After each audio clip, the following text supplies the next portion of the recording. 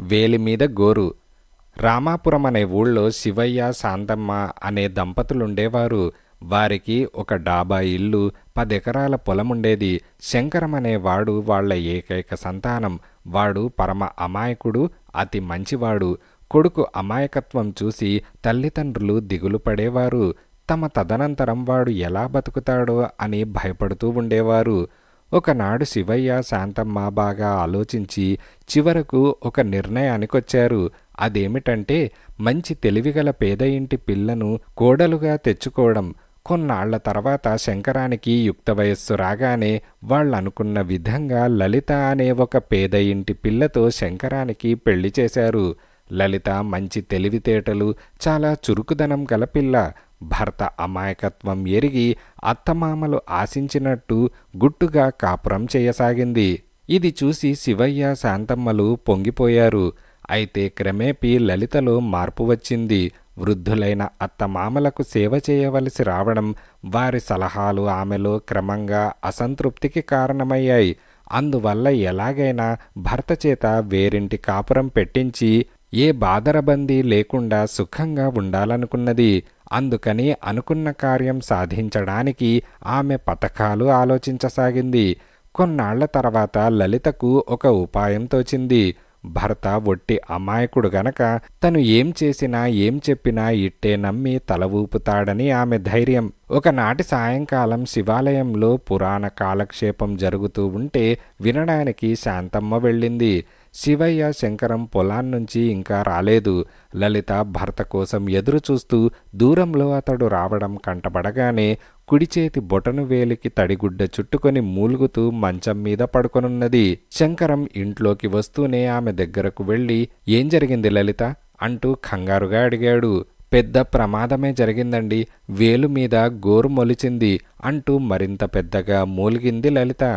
"వేలు మీద గోరా?" అంటూ శంకరం హడలిపోయి, "ఉండుండు, ఇప్పుడే గోపాలాచారులు గారిని పిలుచుకొస్తాను" అంటూ బయటకు వెళ్ళబోయాడు.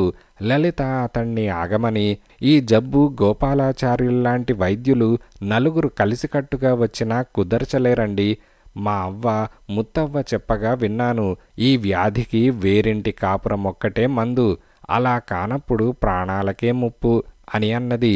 శంకరానికి సంగతేమిటో అర్థం కాక దిక్కులు చూస్తూ ఉండగా పొలం వెళ్లిన శివయ్య, శివాలయం నుంచి శాంతమ్మ వచ్చారు. శంకరం వాళ్లకు జరిగింది చెప్పాడు. కొడుకు చేత వేరింటి కాపురం పెట్టించేందుకు కోడలు దొంగనాటకం ఆడుతున్నదని వాళ్ళిద్దరూ గ్రహించారు. కోడలికి ఎలాగైనా గట్టిగా బుద్ధి చెప్పాలన్న ఆలోచనతో శాంతమ్మ, "వేలిమీద గోరే, అది చాలా ప్రమాదమైన జబ్బురా శంకరం" అని పెద్దగా అన్నది. గదిలో నుంచి వాళ్ల మాటలు వింటున్న లలిత భర్తతో పాటు అత్తమామలు కూడా వెర్రిబాగుల వాళ్లని మురిసిపోయింది. ఈలోగా శాంతమ్మ భర్తకు ఏదో చెప్పి పంపి కోడలి దగ్గరకొచ్చి కూర్చొని, వేలిమీద గోరు మొలిస్తే ఎంత ప్రమాదమో తనకు బాగా అనుభవమని, రేపీ పాటికల్లా కోడలి చేత వేరింటి కాపురం పెట్టిస్తానని చెప్పింది. ఇంతలో గ్రామంలో నాటు వైద్యం చేసే వీరన్నను వెంటబెట్టుకొని శివయ్య వచ్చాడు. వీరన్న చేతిలో పదునైన చిన్న కత్తి ఉన్నది. శాంతమ్మ గదిలో నుంచి బయటకు వచ్చి కొడుకుకు రహస్యంగా ఏదో చెప్పింది. అమాయకుడైన శంకరం తలాడిస్తూ భార్య దగ్గరకు పోయి ఆమెను మంచం మీద నుంచి లేవదీసి కూర్చోబెట్టి గట్టిగా కదలకుండా పట్టుకున్నాడు. లలిత ఏదో చెబుతున్నా పట్టించుకోకుండా శాంతమ్మ ఆమె 2 చేతులు వడిసిపట్టింది. వీరన్న గదిలోకి వచ్చి అరచేతిలో ఉన్న చిన్న రాయి మీద కత్తిని నూరుతూ, "అమ్మాయిగారు, తొందరగా చెయ్యిటివ్వండి. త్వరగా వేలు కోసేసి నేను వెళ్ళిపోవాలి. అవతల ఇలాంటి వేలి మీద గోళ్లే మరి 4కి మొలిచాయి" అని అన్నాడు. లలిత నోట మాట రాక నిలువున వణికిపోసాగింది.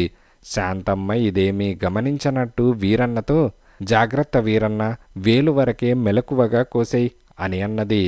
దానికి వీరన్న పెద్దగా నవ్వుతూ, "భలే వారండి అమ్మగారు, మీరంతగా చెప్పాలా? వేలుకు బదులు చెయ్యే కోసేస్తానని మీ భయమా? ఏదో ఒకసారి ఒక వేలికి బదులు 2 వేళ్లు కోశానంతే" అంటూ లలిత చేతిని పట్టుకోబోయాడు. అప్పటికి కాస్త తెప్పరిల్లిన లలిత, ఈ మతిమాలినవాడు నిజంగానే తన వేలు కోసేస్తాడనుకొని అత్తగారికి దండం పెడుతూ, నా వేలికేం కాలేదత్తయ్య, వేరింటి కాపురం పెట్టించాలన్న ఉద్దేశంతో ఈ చిన్న తమాషా చేశాను, వీరన్నను పొమ్మని చెప్పండి అని కళ్ళనీళ్లతో అన్నది. శాంతమ్మ చిన్నగా నవ్వుతూ కోడల్ని వదిలేసింది. వీరన్న కత్తిని రెండిన దోపుకున్నాడు. శంకరం వాళ్లకేసి గుబులుగా చూస్తూ, మరి వేలిమీద మొలిచిన గోరు మాటేమిటి అని అన్నాడు.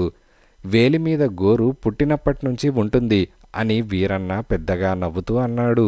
లలిత తల సిగ్గుతో వాలిపోయింది.